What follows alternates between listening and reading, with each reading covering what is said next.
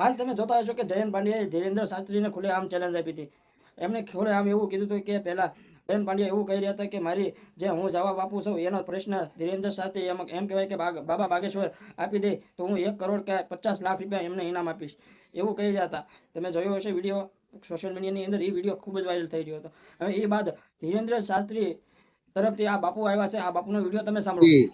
રાજકોટને આંગણે આવી ગયા છે ત્યારે વિજ્ઞાન જાથાના જયંત પંડ્યાએ અને બીજા અન્ય વકીલ બીજા કોઈએ એને પાખંડ બતાવે છે. હા, તો આ વિડીયો તમે જોયો હશે. નમસ્કાર મિત્રો, નવા વિડીયોમાં તમારું સ્વાગત છે. એ પહેલાં અમારી ચેનલમાં નવા હોય તો લાઈક અને સબસ્ક્રાઈબ અને શેર જરૂર કરી દેજો. બને એટલો આ વિડીયોને શેર કરી નાખજો.